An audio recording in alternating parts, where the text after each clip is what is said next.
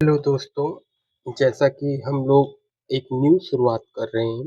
UGC net JRF जो paper होता है यूनिवर्सिटी ग्रांट कमीशन का, उसके पेपर का पीवाईक्यू डिस्कशन करेंगे। पीवाईक्यू का इम्पोर्टेंट बहुत इम्पोर्टेंट हो जाता है और हमने सब्जेक्ट सेलेक्ट किया है ज्योग्राफी, जो मेरा स्पेशलाइज सब्जेक्ट है जिसमें मैं खुद पीएचडी कर रहा हूँ और ऑलमोस्ट सबमिट करने की स्टेज पे हूँ। तो और मेरा कई सालों का एक्सपीरियंस है गाइड करने का, खुद क्लियर करने का। तो दैट इज़ वाई, और ग्रेजुएशन मास्टर भी मेरा इसी सब्जेक्ट में। तो सारे चीज़ों को देखकर मैं किस सब्जेक्ट में अच्छा गाइड कर सकता हूँ, और इसीलिए मैंने ये सब्जेक्ट सेलेक्ट किया है। पीवाईक्यू का रोल क्या होता है कि मैं बहुत ऑनेस्टली स्पीकिंग कहूँ कि एक पीवाईक्यू क्वेश्चन होता है, फॉर एग्जांपल उसके 4 ऑप्शन होते हैं। 4 ऑप्शन में 1 ऑप्शन करेक्ट है, बट 3 ऑप्शन बहुत इनकरेक्ट हैं।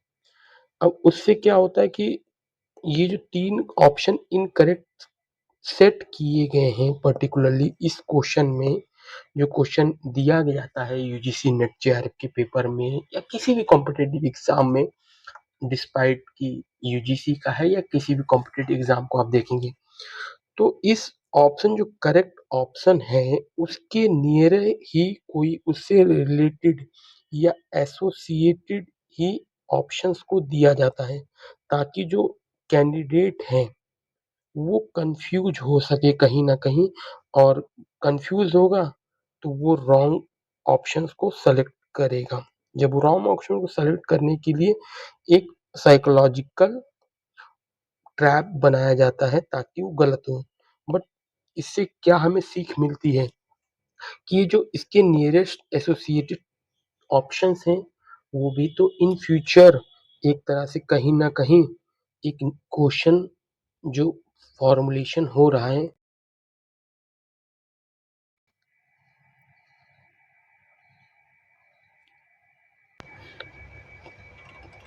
तो ये भी हम कह सकते हैं कि कोई क्वेश्चन फॉर्मुलेशन हो रहा है इस पे। ठीक है, तो इसका बेनिफिट क्या होगा कि जब हम इन क्वेश्चंस को डिस्कशन करेंगे, इन ऑप्शंस को इन डिटेल में डिस्कशन करेंगे, तो यदि हम 10 क्वेश्चंस का डिस्कशन कर रहे हैं यूजीसी के, तो 4 ऑप्शन को हम मल्टीप्लाई करेंगे तो 10 इंटू 4 40 टॉपिक्स, 40 ऑप्शंस का हम डिस्कशन कर लेंगे। हमें अंडरस्टैंडिंग हुई कंसेप्चुअल पार्ट की। अब वो कहीं से भी पूछें, और एग्जामिनर पॉइंट ऑफ व्यू से भी साइकोलॉजी बताऊं तो examiner usually previous year questions को जरूर देखते हैं before setting any paper. And जब वो सेटिंग कर रहे होते हैं किसी भी पेपर का, तो प्रीवियस ईयर क्वेश्चन को उन्होंने देखा, उन्हें पता है कि यहाँ से इस क्वेश्चन को पूछा गया है, और जब वो क्वेश्चन को देखेंगे तो पर्टिकुलरली उन रॉन्ग ऑप्शंस को भी देखेंगे, इनकरेक्ट ऑप्शंस को भी देखेंगे। जब इनकरेक्ट ऑप्शंस को देखेंगे तो साइकोलॉजी कहती है कि उन्हीं में से किसी एक ऑप्शन पे चांसेस हैं कि वो क्वेश्चन बनाए, क्योंकि एक समुद्र है, समुद्र में कई सारे टॉपिक है, लेकिन जो टॉपिक उनकी नज़र में फर्स्ट साइट आता है उस पे साइकोलॉजी पहले फोकस करती है। तो इनकरेक्ट ऑप्शन के साथ साथ करेक्ट ऑप्शन पे तो क्वेश्चन होते ही हैं, रिपीटिशन होता ही है क्वेश्चंस का, लेकिन जब हम इनकरेक्ट ऑप्शंस पे भी चांसेस हो जाते हैं कि क्वेश्चंस बनाए जाएं। तो ये मेरी मतलब अंडरस्टैंडिंग है, ये मेरी साइकोलॉजी है, ये मेरा बैकग्राउंड है फॉर डिस्कसिंग पीवाईक्यू क्वेश्चंस। तो विदाउट वेस्टिंग टाइम आप लोग इस चैनल पे कंटिन्यूसली जुड़े रहें, लाइक सब्सक्राइब करते रहें, शेयर करते रहें अपने दोस्तों के बीच में, और कोई भी क्वेरी होगा आप कमेंट सेक्शन में ज़रूर बता सकते हैं। तो फर्स्ट 2016 का पेपर हम स्टार्ट करेंगे। 2026 में अभी हम हैं, तो 2016 से हम चालू करके 2026 तक आएंगे, तो 10 ईयर का क्वेश्चन हम डिस्कस करेंगे। तो पहला क्वेश्चन है 2016 का, normal cycle of erosion is associated with, जो सामान्य साइकिल ऑफ इरोजन है, अपर्दन की चक्र है, वो किससे एसोसिएटेड है? ग्लेशियर इरोजन से, फ्लूवियल इरोजन से, मेराइन इरोजन से, विंड इरोजन से। अब इसमें पूछा गया है कि जो सामान्य अपरदन चक्र है वो कौन से इरोजन से एसोसिएट किया जाता है। तो इसका जो करेक्ट आंसर है वो है फ्लूवियल इरोजन। अब क्वेश्चन ये होता है कि फ्लूवियल इरोजन को ही क्यों सेलेक्ट किया जाता है, क्योंकि फ्लूवियल इरोजन को यदि आप सेलेक्ट कर रहे हैं तो उसके पीछे कोई रीजन तो होगा। हम ग्लेशियर इरोजन को भी तो कह सकते थे, बट उसके पीछे जो रीजन है कि फ्लूवियल इरोजन एक ग्लोबल के ऑलमोस्ट सभी पार्ट में देखने को मिलता है। फ्लूवियल में आप वाटर का मेजर इम्पोर्टेंट रोल देख सकते हैं। जब वाटर का मेजर इम्पोर्टेंट रोल आप देखेंगे तो उससे आपको ये पता चलेगा कि ड्राई एरिया में भी जो इरोजन हो रहा है उसमें वाटर का फ्लूवियल का बहुत इम्पोर्टेंट रोल है। नॉर्मल वेट एरिया में एंड नॉर्मल एरियाज में भी आपको ये देखने को मिलेगा। तो इसका क्या है कि most of the part cover कर रहा है, कहाँ का आपको देखने को मिलेगा, पूरे वर्ल्ड का। इस वजह से हमने फ्लूवियल इरोजन को नॉर्मल साइकिल ऑफ इरोजन का एक पार्ट माना है। एक सिग्निफिकेंट जियोमॉर्फिक एजेंट है वाटर। थर्ड इसका जो मेजर रोल है, इम्पोर्टेंट क्राइटेरिया है कि ये इम्पोर्टेंट रोल प्ले करता है। ग्लेशियर रीजन में तो करता ही करता है, एरिड रीजन में भी देखने को मिलता है। तो 3 बेसिक रीजन है जिसके बेसिस पे हम कहते हैं कि फ्लूवियल इरोजन को नॉर्मल साइकिल ऑफ इरोजन से एसोसिएट किया जाता है। सेकेंड, इरोजन के विंड से कई सारे इरोजन होते हैं। मेराइन इरोजन की बात कर ली, फ्लूवियल इरोजन की बात कर ली, ग्लेशियर इरोजन। ग्लेशियर इरोजन से जो लैंडफॉर्म बनते हैं उनका अभी हम नेक्स्ट कुछ क्वेश्चंस आएंगे उसमें डिस्कशन करेंगे डिटेल में। तो फर्स्ट एक और टॉपिक है विंड इरोजन, जो कंफ्यूजिंग रहता है उस पर हम बात करते हैं। तो विंड इरोजन के लिए क्या कह सकते हैं हम कि कोई भी ऐसा इरोजन जो खास तौर से क्या हो रहा है, लूज कर रहा है अपने पार्टिकल को, डिटैच कर रहा है। और यदि फॉर एग्जांपल ये एक रॉक है एरिड एरिया में और ये एरिया में continuous wet and drying situation हो रहा है, टेम्परेचर डिफरेंसेस आ रहा है, जो कई सारे रीजन होते हैं इरोजन के वो होगा, तो इसकी फ्लैक्स लेयर निकलेगी, धीरे धीरे इरोड होने लगेगी, ये लूज करेगी मटेरियल को, डिटैच होने लगेगी अपने मेन रॉक से। जब इससे वो मेन रॉक से डिटैच होगी और कई सारे जो ट्रांसपोर्ट फैक्टर्स हैं लाइक विंड, लाइक वाटर, इनके साथ एक प्लेस से बी प्लेस पे मूव कर जाएगी, ट्रांसपोर्ट होगी weathered material, rock material through the agent of river, wind, glacier and gravity forces. Gravity forces का कहाँ पर वर्क करने को देखेंगे आप, जो माउंटेनस एरिया है। यदि यहाँ पर माउंटेनस के टॉप पे कोई इरोजन होता है तो ग्रेविटी के फोर्स से वो ऑटोमेटिकली जो वैली एरिया है यहाँ पर वो आ जाता है। तो विंड के भी इरोजन्स डिफरेंट डिफरेंट है, कैसे कैसे इरोजन्स, ये इरोजन का मेजर फॉर्म है। इरोजन की डेफिनेशन है कि कोई भी चीज़ का लूजनिंग हो जाना, डिटैचमेंट हो जाना उसके मेन बॉडी से और उसका ट्रांसपोर्टेशन होना ड्यू टू सम एजेंट, तो उसको इरोजन कहा जाता है। जब हम विंड की बात करते हैं तो एब्रेजन, एट्रिशन और डिफ्लेशन 3 तरह के इरोजन फैक्टर्स हैं। एब्रेजन में क्या होता है कि विंड यहाँ से मूव कर रही है, पर्टिकुलरली ये हमारा एक रॉक है, तो इस रॉक पे जब सैंड ग्रेन पे हिट करती है विंड तो कुछ इसके पार्ट्स जो लूज पार्टिकल्स हैं उनको हटा देगी और ये स्क्रैच क्रिएट करेगी और यहाँ पर एक सरफेस, न्यू सरफेस क्रिएट हो जाएगा। तो इरोजन की वजह से एब्रेजन में क्या हुआ कि एक लूज पार्टिकल को उसने इरोड कर दिया और एक न्यू सरफेस बनेगा और यही विंड आगे जाके जो लूज पार्टिकल है उनका एक्यूमुलेशन करेगी और एक्यूमुलेट करके एक न्यू रॉक्स का भी फॉर्मेशन होगा, जिसमें सेडिमेंट्री रॉक्स की हम बात करते हैं, बहुत सारी देखने को मिलती है। जब वो कंपैक्ट हो जाएगी तो मेटामॉर्फिक भी हो जाएगा। तो रॉक्स का फॉर्मेशन भी साथ साथ हम इसमें समझ सकते हैं। एट्रीशन में क्या होता है, यदि यही विंड के लूज पार्टिकल्स आगे मूव कर रहे हैं due to agent of wind, तो इनमें कुछ पार्टिकल छोटे-छोटे पार्टिकल्स हैं, ये आपस में भी तो टकराएंगे। इनके टकराने से ये ऑलरेडी लूज पार्टिकल थे, ये और छोटे-छोटे होते जाएंगे। तो इससे जो इरोजन हो रहा है उसको एट्रीशन कहा जाता है। एंड सम टाइम ऐसा देखने को मिलता है कि जो खासतौर से डेजर्ट एरिया होता है वहाँ पर हवाएं इतनी तेज चलती हैं कि जो सरफेस है, लैंड सरफेस है, वहाँ पर ये हैलो क्रिएट कर देते हैं। जब ये हैलो क्रिएट करते हैं तो डिफ्लेशन क्रिएट कर देते हैं, जिसको डिफ्लेशन कहा जाता है।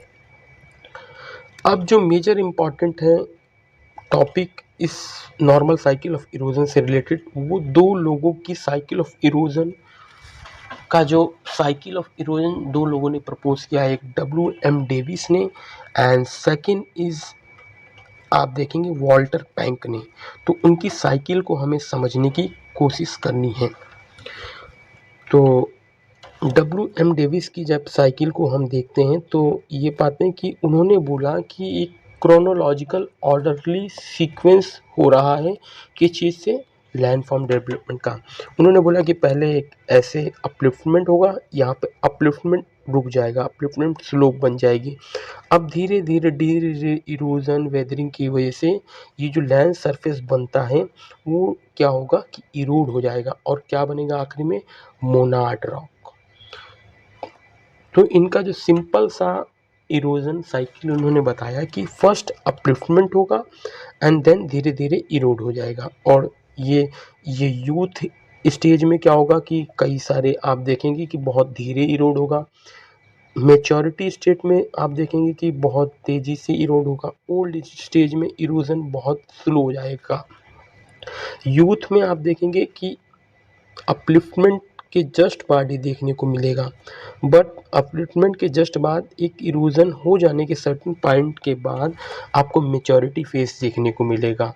और यूथ में जो गैप है लोअर एरिया और अपर क्रस्ट जो लेयर है उनके बीच गैप कम मिलेगा, मीन्स इरोजन स्लो होगा। बट जब आप मेच्योरिटी में देखेंगे तो इरोजन वेरी फास्ट देखने को मिलता है। लास्ट स्टेज में जो रॉक बनता है उसको मोनाड रॉक्स कहा जाता है। इस जो इरोजन हो रहा है, जो अपलिफ्टमेंट हो रहा है, इसके पीछे W.M. डेविस ने 3 फैक्टर को कहा, जिसको ट्रायो ऑफ डेविस भी कहा जाता है। ये कई बार यूजीसी नेट में क्वेश्चंस पूछा गया है। तो ट्रायो ऑफ डेविस क्या है, टाइम, स्ट्रक्चर एंड प्रोसेस। और ये जो हमारे W.M. डेविस थे उन्होंने इसका जो स्टडी किया था, इन्होंने एक रॉक माउंटेन था अपलेशियन माउंटेन, जो कि ओल्ड फोल्ड माउंटेन है, आपको यूएसए में देखने को मिलेगा। उसके बेसिस पे उसको आधार बना के इन्होंने इसकी स्टडी की थी।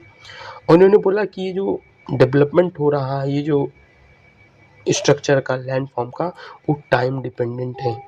और ये इस मॉडल को, इस थ्योरी को स्लोप डिक्लाइन मॉडल भी कहा जाता है, क्योंकि स्लोप एक बार बनने के बाद जस्ट डिक्लाइन होता जा रहा है। नेक्स्ट जब हम बात करते हैं, एक जर्मन जियोलॉजिस्ट थे पेंक जी, और पेंक जी ने बोला कि ये जो अपलिफ्टमेंट है और इरोजन है वो साइमल्टेनियस चलता है, समांतर चलेगा। अपलिफ्टमेंट होता रहेगा जियोग्राफिक मतलब फैक्टर की वजह से, और इरोजन भी साथ साथ में चलता रहेगा। उन्होंने बोला कि जो फर्स्ट स्टेज होता है जिसे एंटी विकिंग कहा गया, कि इन्होंने बोला कि जैसे इन्होंने इसमें बताया गया कि यूथ एक फेज़ है, मैच्योरिटी एक फेज़ है, ओल्ड एक फेज़ है, बट स्टेजेस हैं। बट टैंक ने बोला कि ऐसा कोई स्टेजेस नहीं होता, एक साथ डेवलपमेंट होता है और एक साथ चलता रहता है, तो इसलिए कोई भी डिमार्केटेड स्टेज नहीं बनाया जा सकता। ये एक प्रोसेस बेस्ड अप्रोच है, ना कि ये एक मतलब टाइम डिपेंडेंट अप्रोच है। और इसको पैरेलल स्लोप रिट्रीट मॉडल भी कहा जाता है। इसको W.M. डेविस के क्या कहा गया, स्लोप डिक्लाइन, और पैंक को कहा गया पैरेलल स्लोप रिट्रीटमेंट। ये क्वेश्चंस भी कई बार पूछा गया है क्वेश्चंस में। और यहाँ पर मोनाड रॉक बनता है, आपने देखा एंड स्टेज पे, इसमें कोई स्टेज तो नहीं है, बट जो एंड में फीचर्स बनते हैं उसको एंड्रम्प और इधर आप देखेंगे इंसेलबर्ग जैसे लैंडफॉर्म फीचर्स बनते हैं। जो first accelerated rate of development का फेज है उसे जर्मनी में अगस्टी जेंडे कहा जाता है, and uniform rate of development जब होता है उसको ग्लेजी फॉर्मिजी कहा जाता है, और बेस लेवल जब ऑल्टीट्यूड होता है एबेस्टी जेंडे कहा जाता है। तो 3 तरह के डेवलपमेंट हैं और उनको base of the uniform rate of development के बेसिस पे उनको डिवाइड किया गया है। ये तो इसमें से ये क्वेश्चन कई बार पूछा गया है, ये क्वेश्चन कई बार पूछा गया है, ये क्वेश्चन कई बार पूछा गया है। जो सबसे ज़्यादा क्वेश्चन पूछा गया है यूजीसी नेट में वो है कि पेनिप्लेन का कॉन्सेप्ट किसने दिया, WM डेविस ने।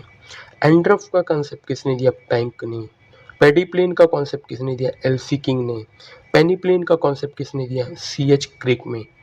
तो आप ये देखेंगे एक क्वेश्चन था सिंपल सा, normal cycle of erosion, but इससे हमने क्या क्या डिस्कस किया, इरोजन की फुल डेफिनेशन हमने समझी, विंड से कैसे इरोजन हो रहा है इसके बारे में हमने समझा। 2 साइकिल ऑफ इरोजन हैं, एक WM डेविस का उसको हमने समझा, पैंक का उसको हमने समझा। कौन कौन से टर्म्स पे जो क्वेश्चन आए हैं अभी तक आप देखेंगे यूजीसी नेट में उसका हमने डिस्कशन किया। आप इन सबको याद करेंगे, समझेंगे तो ये कहीं ना कहीं आपको बेनिफिट देकर जाएंगे आने वाले एग्जाम प्रिपरेशन जब आप करेंगे यूजीसी का। तो नेक्स्ट टॉपिक है हमारा drainage pattern which is not controlled by parent structure. Parent structure क्या हो गया, जो उस एरिया में जहाँ पे रिवर फ्लो कर रही है, तो जो जियोलॉजिक स्ट्रक्चर है उस एरिया का जहाँ पर ये रिवर फ्लो कर रही है उसी को क्या कहा जाता है, parent structure of the area of the land. तो ऐसे कौन सा ड्रेनेज पैटर्न है जो कंट्रोल्ड नहीं होता है पेरेंट स्ट्रक्चर से। तो आप इसका जब देखेंगे कई सारे जो फीचर्स आप देखेंगे कि हमारी जो रिवर्स हैं, फॉर एग्जांपल ये अपर एरियाज आप देखेंगे, पर्टिकुलरली अपर स्लोप एरिया, ये ढलान आपको देखने को मिलेगी, स्लोप देखने को मिलेगी। तो रिवर अपर स्लोप एरिया से लोअर तरफ जाती है, फॉर एग्जांपल हिमालय से आप बे ऑफ बंगाल में जाती है रिवर, गंगा ले सकते हैं हम बे ऑफ बंगाल में। तो ये जो रिवर यहाँ अपर स्लोप से अपर रिपेरियन कंट्री, अपर रिपेरियन एरिया से लोअर रिपेरियन की तरफ जाती है, अपर स्लोप से लोअर स्लोप की तरफ जाती है, तो ये डायरेक्शन फ्लो कर रही है किसकी, स्लोप के डायरेक्शन को रिवर ऑलवेज फ्लो कर रही है, क्योंकि उसको एनर्जी नहीं लग रही है, ग्रेविटी फोर्सेस भी इस पे वर्क कर रही है जो इसके डायरेक्शन प्रोवाइड कर रही है। तो जब रिवर ऐसे फ्लो कर रही है स्लोप को, तो उसको कॉन्सिक्वेंट रिवर कहा गया। इस ये पेरेंट स्ट्रक्चर के जो स्लोप है उसको फॉलो कर रही है। और सम टाइम इसी कॉन्सिक्वेंट को मेन रिवर भी कहा जाता है, मेन कोर्स। तो इसकी कई सारी ट्रिब्यूटरी होंगी, जैसे गंगा की कई सारी ट्रिब्यूटरी हैं, तो ऐसे कई सारी ट्रिब्यूटरीज, फॉर एग्जांपल गंगा की यमुना ट्रिब्यूटरी है, वो अपनी एक अलग जगह से निकल कर यहाँ पर आपको मिल जाती है। यमुना की कई सारी ट्रिब्यूटरी हैं, जैसे बनास आप देख सकते हैं, बनास रिवर है वो इसकी ट्रिब्यूटरी है। बट सम टाइम आप इन तीनों में देखेंगे कॉन्सिक्वेंट, रीसिक्वेंट, सबसिक्वेंट, तीनों स्लॉप को फॉलो कर रहे हैं एक तरफ से दूसरी तरफ।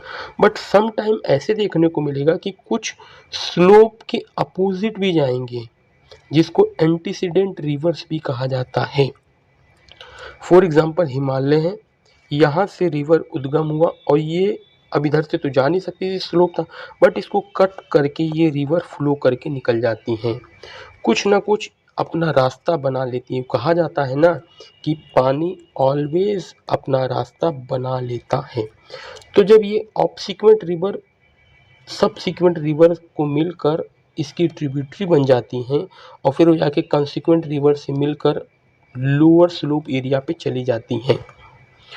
तो इसी को ही जब आप देखेंगे, और इसी को ऑब्सिक्वेंट को ही इनसिक्वेंट भी कहा जाता है।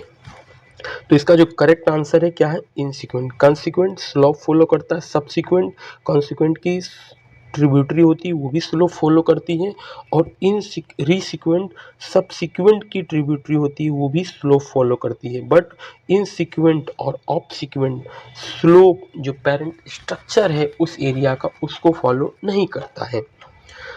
और साथ में कुछ पैटर्न्स बनाए जाते हैं जो रिवर्स पैटर्न में आप देखेंगे डेंड्रिटिक पैटर्न की बात की जाती है। डेंड्रिटिक पैटर्न क्या हो गया, कई सारे रिवर्स एक तरफ से, जैसे आप कहेंगे कि कई सारे डेंड्रिटिक पैटर्न में मतलब डायरेक्शन नहीं है किसी भी रिवर का, आपस में मिल रही हैं, तो उसको डेंड्रिटिक पैटर्न कहा जाता है।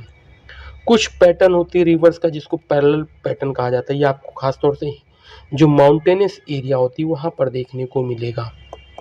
ये जो आपको टेरेलिस पैटर्न है वो आपको डेंड्रिटिक पैटर्न खास तौर से आपको जो वैली एरिया देखा जाएगा जिसके चारों तरफ से ऊंचाई है और नीचे कुछ मतलब डिप्रेशन है, तो उस एरिया में आपको देखने को मिलेगा। नेक्स्ट जो पैटर्न है उसको टेरेलिस पैटर्न भी कहा जाता है। टेरेलिस पैटर्न आपको देखने को मिलेगा जब आप पेड़ का एग्जांपल ले सकते हैं, ट्री का एग्जांपल। ट्री में टहनी है, उसमें कई सारे अलग अलग टहनीज बनी होती है, तो उसको टेरेलिस पैटर्न भी कहा जाता है। रेक्टेंगल पैटर्न जिसमें एक एंगल बन रहा होता है 90 डिग्रीज का यूजली, तो उसको रेक्टेंगल पैटर्न कहा जाता है। रेडियल आप देखेंगे अमरकंटक जो एरिया है, अमरकंटक वहाँ से आपको देखने को मिलेगा कई सारी रिवर, जैसे सोन रिवर यहाँ से फ्लो करती हैं, तो वो एक रेडियल पैटर्न का एग्जांपल है। Annular pattern, multi basinal pattern and control pattern, सबसे ज़्यादा जो क्वेश्चन आया हुआ है रेडियल पैटर्न पे आया हुआ है, डेंड्रिटिक पैटर्न पे आया है और टेरेलिस पे, इन तीनों पे क्वेश्चन आया हुआ है, तो इन तीनों का आपको आइडिया होना चाहिए। तो कौन कौन सी रिवर हैं, कैसे स्लो फ्लो करते हैं, इन सब पे हमने बात की। नेक्स्ट टॉपिक है द टर्म स्वास रेफर टू। फर्स्ट पहले हम समझने की कोशिश करते हैं क्या होता है बीचेस पे। जब आप बीचेस के मतलब जियोमॉर्फोलॉजी को देखेंगे तो समझने की कोशिश करिए कि वेव्स अपर लेयर जो है सिंक किया यहाँ पर, अब यहाँ पर एक प्रेशर क्रिएट होता है, जब प्रेशर क्रिएट होगा तो फिर ये ऊपर जाएगा, इसको वेव क्रस्ट कहा जाता है, इसको वेव ट्रफ। तो जो अपर एरिया है उसको वेव क्रस्ट एंड जो लोअर एरिया उसको वेव ट्रफ कहा जाता है। और ऐसे ही एक मतलब अप डाउन बन रहा होता है। और ये जब बीच यदि फॉर एग्जांपल यहाँ पर हमारा बीच है, तो ये जब बीच पे पहुँचता है तो इस एरिया को स्वैश कर सकता है, मतलब पर्टिकुलरली वेव जो ब्रेक करता है और इस एरिया को वॉश करता है, पूरे इस एरिया को, और वॉश करने से क्या होता है, इसी को क्या कहा जाता है, श्वास। मतलब एक कंस्ट्रक्टिव वेव जब बनती है तो उसको उस मतलब जब इस एरिया पे बीच पे वॉश्ड करता है, वॉश्ड अप करता है, तो इसको श्वास कहा जाता है। फिर उसके बाद क्या होता है कि वाटर दोबारा वापस आने लगता है, क्योंकि यहाँ पर ऊंचाई है, यहाँ पर ढलान है, स्लोप ऐसे इसका फॉलो कर रहा है, तो इस जब ये नीचे आने लगता है तो इसको बैक वॉश भी कहा जाता है, इसीलिए इसको कहा जाता है बैक वॉश वाटर है, ये श्वास है। तो इसमें हमने क्या ऑप्शन है हमारा, the term swash refer to. Term swash किसे, backward movement of sea water at beach क्या हो गया, बैक वॉश, इसको कहा गया बैक वॉश। तो आप इसको याद कर सकते हैं, बैक वॉश का full form oblique movement of sea water at beach. Oblique movement नहीं है, ऑब्लिक्यू मूवमेंट यूं होता है, ये ऑब्लिक्यू मूवमेंट नहीं है। Forward movement of sea water up the beach. Forward का मतलब क्या होता है, आगे की तरफ बढ़ना, इसका राइट आंसर क्या हुआ, फॉरवर्ड मूवमेंट। इधर की तरफ जब सी का जो पानी बीच की तरफ जाता है उसको फॉरवर्ड मूवमेंट कहा जाता है, बैकवर्ड मूवमेंट को बैक वॉश कहा जाता है। और ऐसा भी है कि जब कंस्ट्रक्टिव वेव होती है तो स्ट्रॉन्गर श्वास होता है, जब डिस्ट्रक्टिव वेव होती है तो बैकवॉश स्ट्रॉन्गर होता है। इसलिए देखने को मिलता है कि कई बार जब बहुत तेजी से स्ट्रॉन्गर डिस्ट्रक्टिव वेव आती हैं तो बीच के कई सारे चीज़ों को वो वापस बहाकर समुद्र में, ओशियन में लेकर चली जाती हैं, इसलिए इसमें बैकवॉश स्ट्रॉन्गर हो जाता है। बट जब कंस्ट्रक्टिव वेव होती हैं, यहाँ से पानी जाके उस एरिया में रुक जाता है या कुछ करता है तो इसको स्वैश स्ट्रॉन्गर भी कहा जाता है। तो मेजर आपको पता होना चाहिए कि बैकवर्ड कैसे फॉर्मेशन होता है, स्वैश का फॉर्मेशन क्या होता है। नेक्स्ट टॉपिक है हमारा, which one of the following is not a glaciofluvial depositional feature. ये आपको पता होना चाहिए। तो ऑप्शन क्या क्या है हमारे पास, ये देखते हैं, ड्रमलिन, एस्कर, हॉर्न, केम। कौन सा इसमें ग्लेशियोफ्लूवियल डिपोजिशनल फीचर नहीं है, हमको ये बताना है। तो आप पहले देखेंगे, ये डिपोजिशनल फीचर्स हैं जो ग्लेशियर से बनते हैं, डिपॉजिट होते हैं। ये इरोजनल फीचर हैं। तो आप पहले इनके नाम देखेंगे, इनको देखेंगे तो आप खुद आंसर करेंगे। ये माउंटेन एरिया है पूरा। माउंटेन एरिया चारों तरफ से जब स्लोप बनती है तो यहाँ पर जो टॉप बनता है उसको हॉर्न कहा जाता है। ग्लेशियर यहाँ से पिघल रही है, पिघलने के बाद यदि ग्लेशियर यहाँ तक थी लेकिन पिघलते पिघलते पिघलते पिघलते नीचे आ गई तो ये जो टॉप बना इसको हॉर्न कहा जाता है। और माउंटेन्स की जो एक माउंटेन होता है यूं, इसकी माउंटेन की जो टॉप एरिया होती है, जो लेयर ऐसे एरिया बनेगी, उसको एरेटे भी कहा जाता है।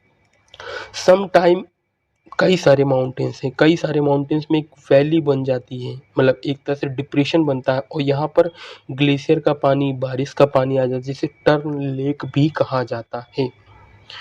और हैंगिंग वैली, यदि ये हमारा माउंटेन है तो ये जो एरिया पे हैंग करेगा एरिया, उसको हैंगिंग वैली भी कहा जाता है। तो हॉर्न, एरेटे, सर्क एरिया, जो माउंटेन का जस्ट आप देखेंगे एरेटे के जस्ट नीचे जो एरिया होता है, मतलब ये स्लोप वाला जो एरिया होता है, यहाँ पे एरेटे बना, यहाँ पे टर्न बना, तो ये जो एरिया होता है जिसको सर्क भी कहा जाता है। तो 4-5 नेम आपको पता होने चाहिए जो इरोजनल नेम है, कहाँ पर बनते हैं, कैसे बनते हैं, ये आपको पता हो गया। नेक्स्ट डिपोजिशनल है। तो डिपोजिशनल में ड्रमलिन, जो यहाँ पर ग्लेशियर आए डिपॉजिट हुए उसको ड्रमलिन कहा गया ऐसे शेप में। टर्मिनल मोरेन, यहाँ पर आके मोरेन इकट्ठा हो गया, इसमें आउटवॉश डेल्टा भी बनता है। एस्कर एक बनता है, एस्कर आप देखेंगे ऐसे पूरा लंबे से बना रहेगा जिसको एस्कर कहा जाता है।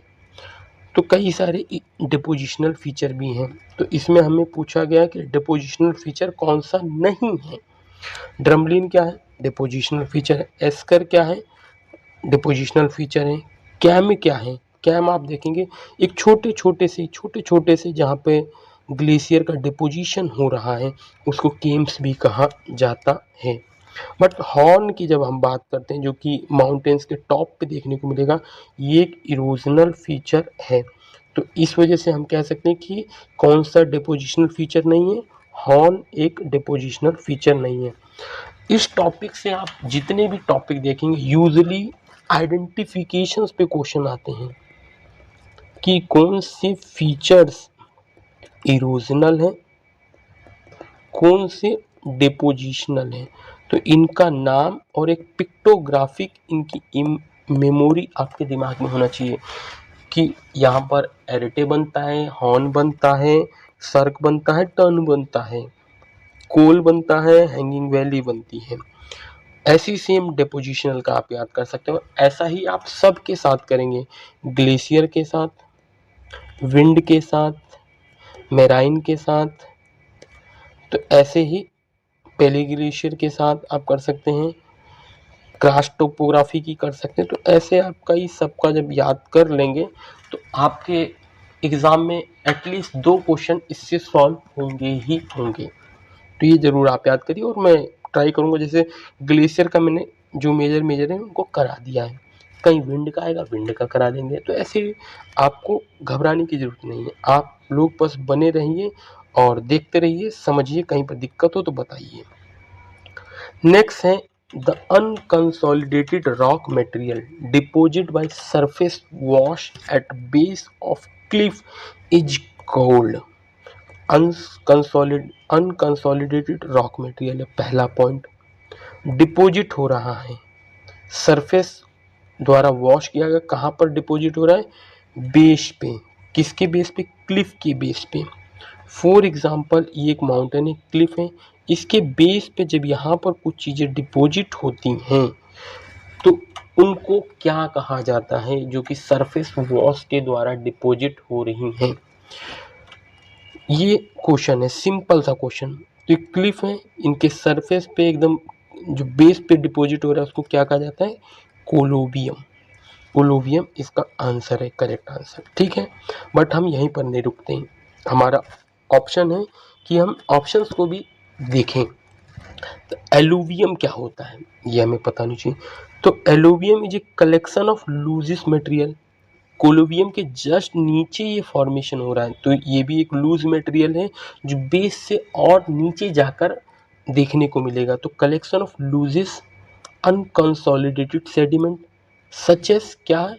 Clay, silt, sand, gravels that has been eroded, erode हुए यहाँ से और ऐसे मूव करते करते आ गए, ट्रांसपोर्टेड हुए क्योंकि ट्रांसपोर्टेशन तो जरूरी है, और डिपॉजिट किससे हुए? रनिंग वाटर से, क्योंकि यहाँ से रिवर यूजली आप देखेंगे जो रिवर ही आती है जो एजेंट की तरह काम करती है इरोजनल जो मटेरियल से उनको नीचे लाने के लिए।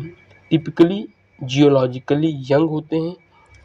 This deposit occur in non marine setting like river bed पे देखने को मिलेगा, फ्लड प्लेन में देखने को मिलेगा, डेल्टा में देखने को मिलेगा, एलुवियल फेंस में देखने को मिलेगा। इसी से आप देखेंगे एक नाम आया एलुवियल सॉइल।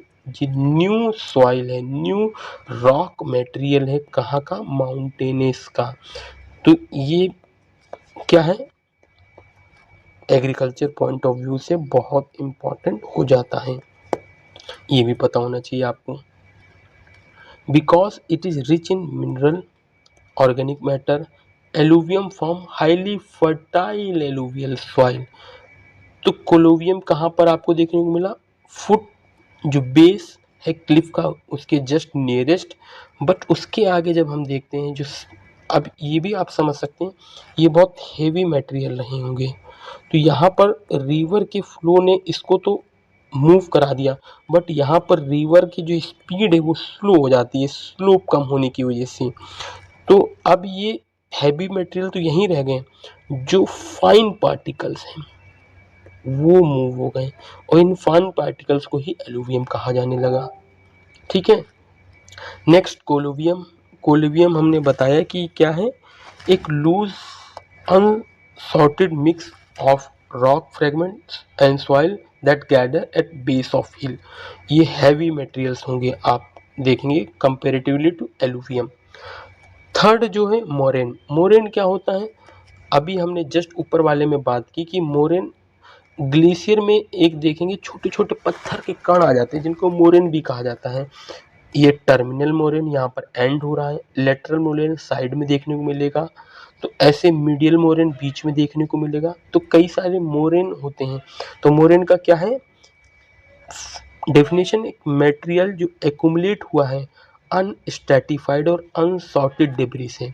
ये अनस्ट्रैटिफाइड है, अनसॉर्टेड है, such a soil, sand and massive boulders होते हैं जो इनको जब ट्रांसपोर्ट करके डिपॉजिट किया जाता है बाय डायरेक्टली ग्लेशियर, उनको मोरेन कहा जाता है। सिल्ट क्या है? सिल्ट बहुत फाइन पार्टिकल्स हैं।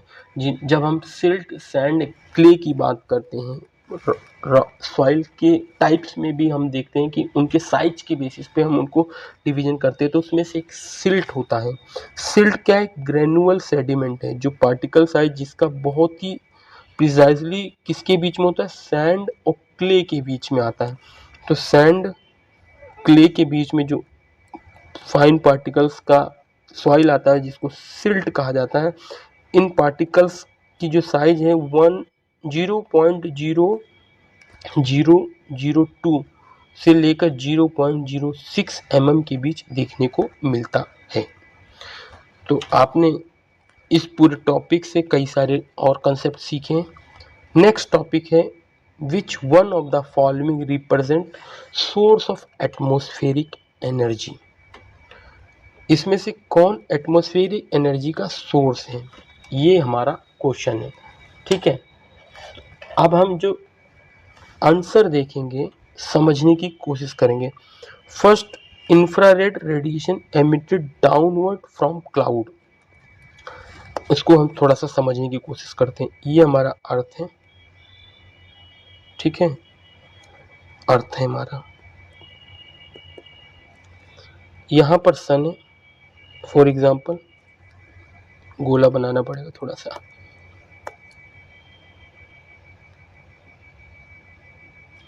ये सन है हमारा, यहाँ से रेडिएशंस आते हैं, लाइट आती है, यहाँ पर क्लाउड देखने को मिलेगा आपको, सस्पेंडेड पार्टिकल्स देखने को मिलेंगे। तो कुछ रेस स्कैटर्ड हो जाती हैं, कुछ नीचे आती हैं, कुछ एब्जॉर्ब हो जाती हैं, तो ये चीज़ें आपको देखने को मिलेगी। बट जब infrared radiation emitted downward from cloud, यहाँ से incoming solar radiation, outgoing terrestrial radiation ये कहा जाता है। बट जब इंफ्रारेड रेडिएशन इस क्लाउड से, infrared radiation emitted downward from cloud, यहाँ से डाउनवर्ड की जाती हैं, तो एनर्जी नहीं है। जब आउटगोइंग टेरेस्ट्रियल रेडिएशन गया, ट्रैप कर लिया गया, ट्रैप होने के बाद फिर ये नीचे की तरफ भेजा गया, तो ये एटमॉस्फेरिक एनर्जी नहीं है, ये एक प्रोसेस है इंसोलेशन का। Visible radiation scattered upward into space, यहाँ से किसी चीज से, पार्टिकल से स्कैटर्ड होके स्पेस में जा रहा है, ये भी एक एनर्जी का सोर्स नहीं है, एटमॉस्फेरिक एनर्जी में कंसीडर नहीं किया जाएगा, बट मेजर नहीं है इन ऑप्शंस के अकॉर्डिंग। एल्बिडो क्या होता है ये पहले हम समझते हैं। एल्बिडो एक मेजरमेंट है कि how well surface reflect sunlight, कि यदि 100 यूनिट रिफ्लेक्ट, मतलब सरफेस पे सनलाइट आ रहा है तो कितने यूनिट वो रिफ्लेक्ट कर रहा है।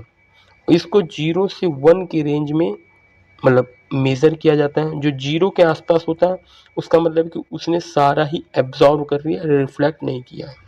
जो 1 के आसपास होता है उसका मीनिंग आता है कि वो सबसे ज़्यादा रिफ्लेक्ट करके रिफ्लेक्ट कर दिया है, तो ये देखने को मिलता है।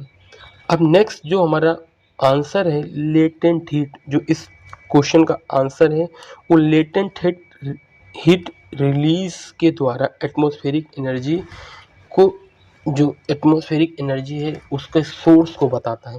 तो लेटेंट हीट क्या है, एक हीट एनर्जी जो एब्जॉर्व की गई, रिलीज की गई substance during change in physical state, किस चीज़ के फिजिकल स्टेट में, खास तौर से जब हम वाटर का मेल्ट हो रहा है या वाटर इवापोरेट हो रहा है, तो उसके द्वारा जब ये एनर्जी सब्सटेंस का फिजिकल स्टेट चेंज हो रहा है, तो इसके बिटवीन में एक हिडन एनर्जी है जिसको लेटेंट हीट कहा जाता है।